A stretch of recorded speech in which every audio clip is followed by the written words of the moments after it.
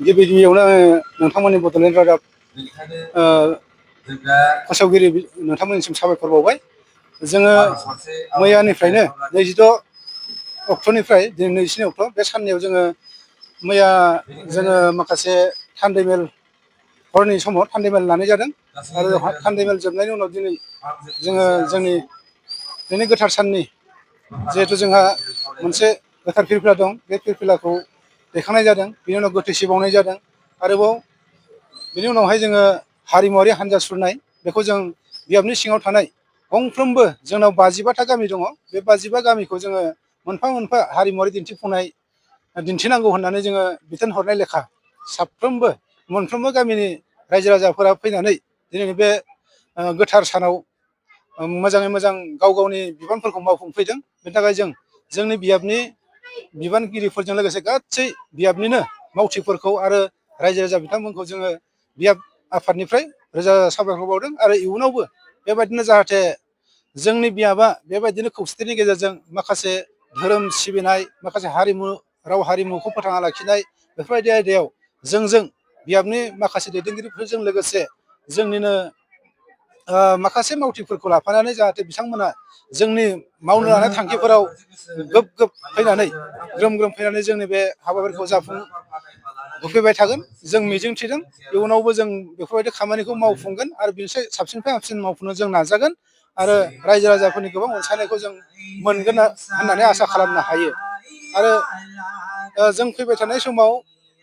माखासे थांखिफोर गोदान गोदान लानो नाजादों, जाहाथे आफा इसोरनि अननायाव जोङो बेफोर खामानिखौबो मावनो हाथों। आरो जोंनि बियाबाथ' जोबोद गोग्लैसोनाय बियाब, बे बियाबखौ जोङो रायजो राजानि मददजों, साफ्रोम रायजो राजानि मददजों जोङो बियाबखौ एसे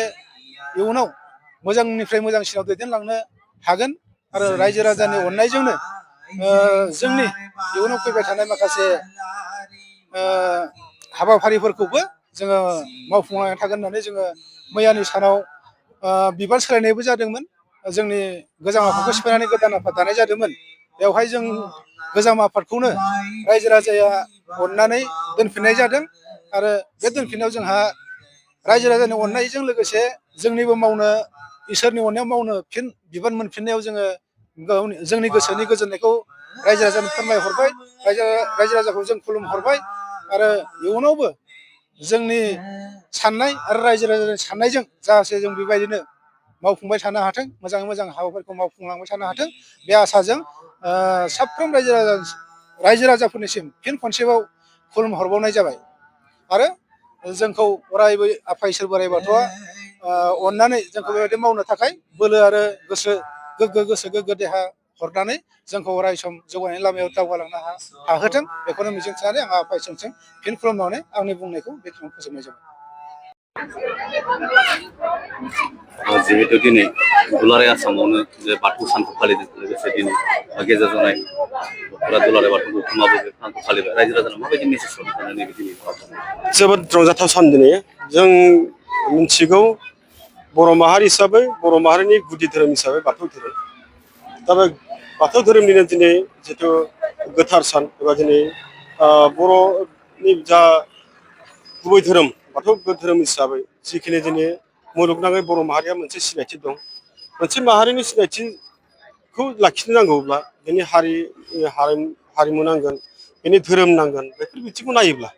बाथौ धोरोमा दिनै जिखिनि खोलोबाव फैनानै बुहुमनि बिश्व दरबाराव दिनै हयथ' दिनै सिनायथि मोनबाय। जों मिथिगौ दिनै बे गेजेर हालामाव दिनै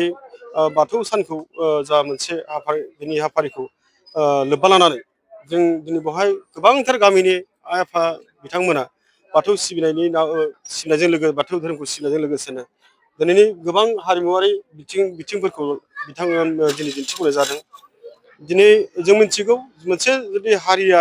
थांना थानांगौ जायोब्ला बा मोनसे सासे सुबुङा थांना थानांगौ जायोब्ला बेनो मोनसे धोरोम नांगौ। जेरै मोनसे हारिया हारिमु गैयाब्ला बेंगुरा जायो, थिग सासे मोनसे हारियाबो बा मोनसे हारि हिसाबै थांना थानांगौ जायोब्ला धोरोम गैयै सासे सुबुङा जेरै बेंगुराखौ जों मिथियो। बेनिखायनो जों दिनै फोथायनाय दङ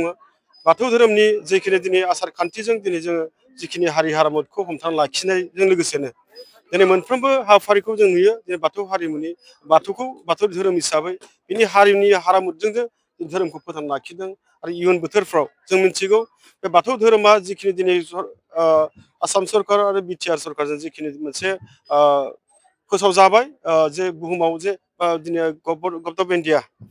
बेनिफ्राय जे मोनसे रिकगनाइज खालामबाय जे बाथौआ मोनसे धोरोम दं आरो बे धोरोमखौ लानानै जे बुहुमाव सासे मोनसे हिन्दु धोरोम हिसाबै बे अलरेडि सिनायथि मोनबाय आरो फैगौ बोथोरफ्राव बेखौ सांबिधानिक मोनसे प्रक्रियायाव बेखौ हयथ' जों बे बाथौ धोरोमखौ गनायथि होनो थाखाय जों खामानि मावनो गोनां दङ आरो गोबांथार खामानि दङ जों बाथौ सिबिनायनि मुङाव बाथौखौ जोङो जा सिबियारि बिथांमोन दं जों बाथौ सिबियारि हिसाबै जोंनि जिखिनि अनलायनाय सिबिलायनाय फोथायलायनाय आरो जोंनि आसार खान्थि बेफोर गासैबो जिखिनि आब्रुथि जिखिनि सोलिबाय दं आरो बेनिफ्राय साबसिननिफ्राय हामसिनै जेन इयुन बोथोरफोराव जोङो सोलिलांनो हागोन दा फोथायलायनानै गावनि गेजेराव धोरोमजों लोगोसेनो गावजों अनलायनाय गासै बिथिंखौ जों हमथालायनो हागोन बेखौ जों मिजिंथिदों जिहेतु नोंथांमोना साननैनि हाबाजों खुंदोंमोन दिनै मा मा आयदाखौ लानानै दिनै सावरायबाय थादोंमोन बाहाय जोङो सावरायनो गोनां गोबांथार बाथ्रा दं मैया जिथु 26 अक्ट' खालि मैया जिथु साननै हाबाफारि लादों गेजेराव दख'रानि जानानै बाहाय दिनै जोंनि बे हालामाव बाथौ धोरोम हिसाबै जों गोबांथार हाबाफारि मावनो गोनां दङ खायसे गामिफ्राव हयथ' दिनै बाथौ थानसालि दिनैसिम गद गैया माखासे बिथिंफोर बाथौ धोरोमनि सिबिनायनि नेमखान्थिफोरनि बाथ्राफोर फैगोन दा बेहायनो जोङो बुंनांगोन आं दङ जे बाथौ धोरोमखौ सिबिनायाव जिखिनि मोनसे मोनसे इउनिटि इउनिफर्म गोनांथि दङ दा बैफोरखौ जोङो गथाय सावरायनानै जोंनि बे गेजेराव थानाय हालामाव जेन बाथौ धोरोम सिबिनायनि बेलायाव जेन खुनु फारागथि गैयालासिनो मोनसे नेमखान्थिजोंनो मोनसे बिथिंजोंनो जोङो गासिबो ज' सिगां लानो हागोन बेखौ जों मिजिंथिदों आरो आसा खालामदों जिहेथु थांनाय सानखालि जों बेवहाय डेलिगेट जादों डेलिगेटआव बयबो गोबांथार बाथ्राफोरखौ सावरायदों जिहेथु जोंनि बर' माहारिखौ हमथाना लाखिनांगौ बाथौ धोरोमनि जा गोनांथि बेफोरनि सायाव माखासे बाथ्राखौ गोबारैनो सावरायदों आरो फैगौ समफ्राव जोंनि बाथौ धोरोमनि गेजेरजोंनो बर' माहारिनि सिनायथिखौ लाखिनायजों लोगोसे फैगौ समफ्राव जोंनि जा बे ओनसोलाव थानाय थामोनथा गासिबो जों आलो गोजोनै जों सिगां लानो हायो आरो खौसेथि गोजोनखौ जेब्ला लाखिनो हायो बेनि थाखाय जों हाबाफारि मावनो थाखाय जों थि खालामदों